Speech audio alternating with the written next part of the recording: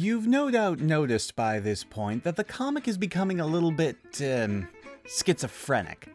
Over the past issues we've been looking at, it's been changing from straight-up comedy to weird drama to strange, lightning-fast lore-building stories meant to set up stuff that won't be happening until many issues down the line.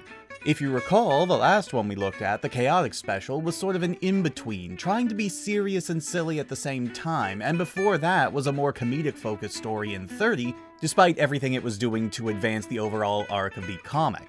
Today's offering, issue 31, is definitely more firmly set in the serious side of things, and I say that despite having Robotnik wearing a silly striped conductor's hat and Sally being harrowed by a giant transformer in the background. Fun fact, Robotnik doesn't actually appear in this comic at all. The robot, well, he does show up, but, well, you'll see. The cover itself is pretty well composed, and apart from the two disparate elements, it does actually fit with the main story contained therein. We open to Sally and Nicole hacking into Robotnik's files at one of his many facilities. Sally notices a train on the move and decides to hitch a ride, much to Nicole's worry. And I do have to admit, I like how human Nicole is getting in this comic, actively pleading with Sally not to do exactly what she's planning to do. And then she does, jumping down onto the back of a moving train in hopes of gathering more information about whatever Robotnik's next plan is, knowing that the others are able to track her location, so she argues that she's not exactly going in alone. Except that changing the plan on a whim when you're home free like that is more than a little stupid, but at least her heart's in the right place at this point. And of course, she is right, as Rotor is able to pick up Sally's movement and surmises that Robotnik is moving his new project, the Dynamac 3000, ahead of schedule. And I have a very hard time finding anything with that name even remotely terrifying. Whenever I hear that name, all I can think of is something like this. He slices, he dices, he makes mounds and mounds of coleslaw and a nice deli sandwich. Rotor explains to the others that it's some form of super robot, however, incredibly dangerous, and while Sonic speeds off on his own to find Sally, the others hurry to the hangar to hopefully catch up and lend a hand. Well, would you look at that, more than just a couple of freedom fighters mobilizing at once. Color me impressed. Well, Bunny's still not there though. No, I won't stop pointing that out. While Antoine flies them up into the air in a plane that looks like it would be right at home in an episode of Thunderbirds, we cut back to Sally, who manages to sneak onto the train and comes across the super robot itself, deactivated and from the looks of things, just sort of laying there. I am pretty sure it's meant to be the one on the cover, obviously, but I guess there was a mix-up in the coloring department. While she's looking the thing over and Nicole is busy scanning it, however, something looms in from behind her and wraps its arms around her, covering her mouth. And we leave that horrifying implication behind to cut back to Sonic as he catches up with the train and is about to board it, until he ends up getting shot by one of the cannons on top of the train. Whoops. Cut back to Sally, who thankfully isn't in a family-unfriendly situation, but was just with Jeffrey St. John, everyone's favorite OC romantic rival to Sonic the Hedgehog. I didn't miss you at all, you sack of shit. And when Sally asks what the hell he's doing here, he forces a kiss on her. Oh, the 90s were such an innocent time. A terrible, horrible, innocent time. He says that he and his team are there to help stop the super robot as well, and now that we've established that we have to put up with him for the rest of the issue, we can cut back to Sonic, now recovering from the blast. He's unable to start running again, still feeling woozy and off-kilter from the shot he took. Luckily though, the others are flying over in the Thunderbird plane and drop down a rope ladder, which he uses to catch up. Cut back inside, where Jeffrey states that his men are up in the front trying to stop the engine. And immediately the train screeches to a halt as the security brakes are engaged as a failsafe. And a big part of that failsafe is the activation of the super robot. And another cut back to Sonic, who's getting a lift onto the now moving train again, just as the robot punches his way up through the roof and slams Sonic down into the train with Sally and Jeffrey. Sonic and the skunk don't get on well right from the start. The robot, however, ignores them in favor of transforming into a thing, and reaches up, grabbing the plane with two long tentacles and trying to bring it down. While Sonic and Jeffrey politely make enemies of one another, Sally consults Nicole to see if she managed to figure out any sort of weaknesses for the bot, and she says that if they can provide a big enough electrical charge, it might deactivate. So basically, the same sort of weakness that most electronics have. The robot finally seems to take notice of the three below it and yanks Sally up with another tentacle, leaving Sonic and Jeffrey on their own. Both of them make an attempt to free her on their own, Sonic with a spin and Jeffrey with an electrified bola. The robot attacks the two, forcing them to the outside of the car, where Sonic reveals that he has another Deus Ex Machina hanging around in his knapsack, a device that should scramble the robot's circuits. Sonic climbs up and manages to break Sally out of its hold. I guess the tentacles are made of lighter material or something, and while Sonic has distracted the robot, Antoine and Rotor suddenly accelerate the plane, pulling the bot around and giving Sonic a chance to insert the thing inside a thing, and it makes it go all thing. And then Jeffrey's men decide to show up and blow it up with a single shot. I guess with the robot immobilized by the Deus Ex doohickey that Sonic used, it's also no longer invincible because the two are able to just make it go boom. Day is saved? Cut to the freedom fighters unloading all of the supplies off the train and onto their plane as Sally says goodbye to Jeffrey. With a big kiss. In front of everyone. I've already gone into detail about the reasons why I don't like this development back in the Sally mini, so I won't repeat the whole spiel here, but I will just say that the romantic tumor is growing, folks, and it grows even more as Sonic thinks to himself how she's just trying to make him jealous, and that two can play at that game. Oh fucking goody. This story is so much filler that it's kind of off-putting. I mean, it's a really basic story, so basic that it feels like a leftover script from earlier in the comic's history, just without the attempt at humor. It feels generic, with the biggest push forward only being the meeting between Jeffrey and Sonic, which is really only used to introduce romantic drama that would become one of the biggest negative points in the comic for years. The constant shifting from one scene to the other every 4 panels or so isn't as egregious as in the past, as it's fairly evenly paced between each transition. Maybe still a little quick, but better executed than it has been. What it doesn't really handle well is the animosity between Sonic and Jeffrey, and Sally's sudden attempt at making Sonic jealous.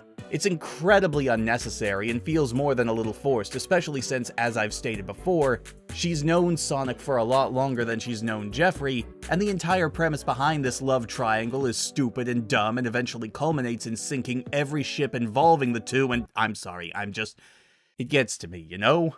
Surprisingly, Penders is once again pulling double duty as writer and artist here, and I say surprisingly because his artwork in this issue is halfway decent. Halfway. But it's also very inconsistent. In some panels, the characters look just fine, almost on par with Mawini on one of his off days. Other times, though, what's going on here? Oh god, what's wrong with her legs?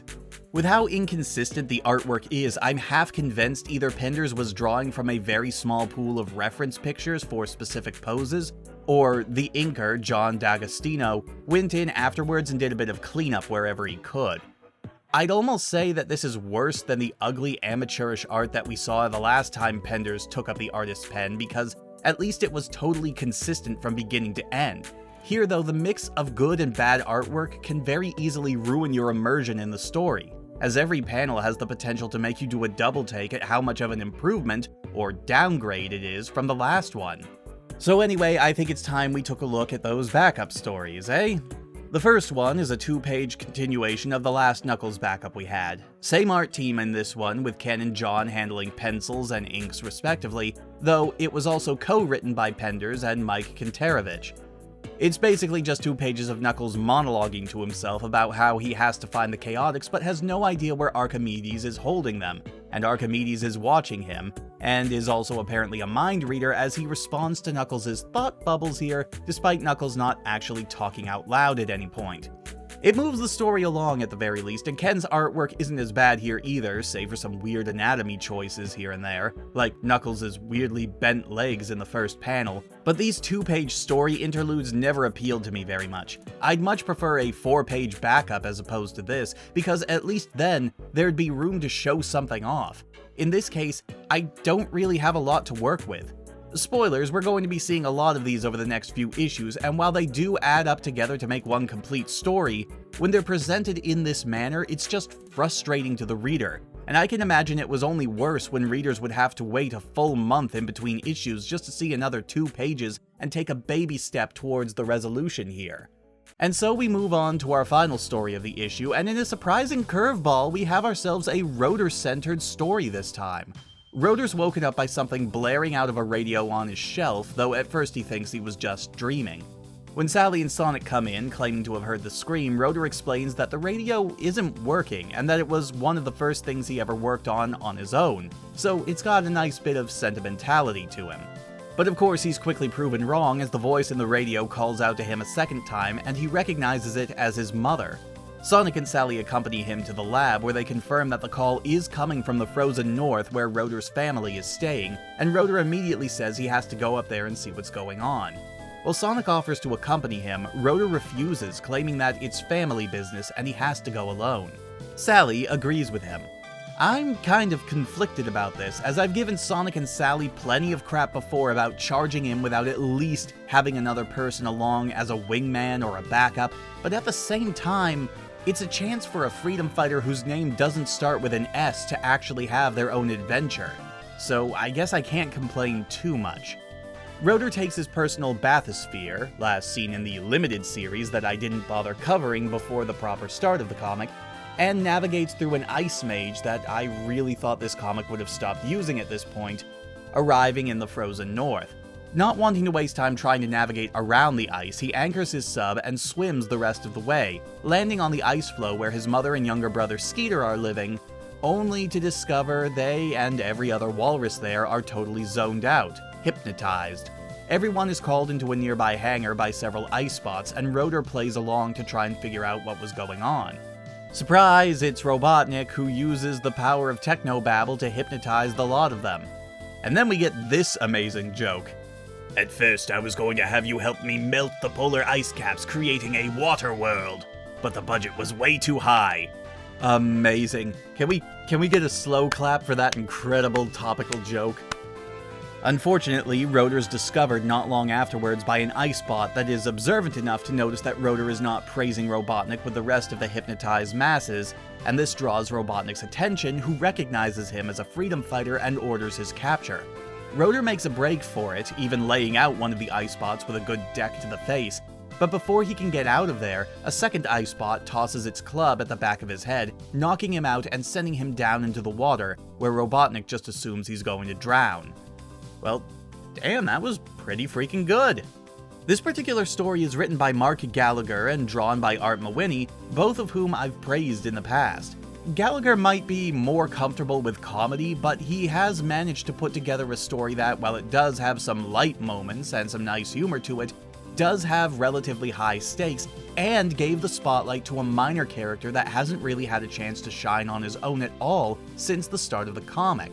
By the same token, Mawhinney is at his best when he's drawing as close to the on-model characters as possible, but this story does allow him to show off a bit more exaggeration in his art, which fits nicely with the tone of the story, while at the same time keeping the artwork consistent and fun to look at. This story might actually be the highlight of the issue for me, and I'm not a huge fan of Rotor. Not that he's a bad character, but he doesn't rank as high in my eyes as someone like Bunny and post-character development Antoine. And so, with issue 31 behind us, we'll dive straight into issue 32 and keep on trucking. What awaits us? Who the hell knows? Let's find out together, shall we? I'll see you all next time, everyone.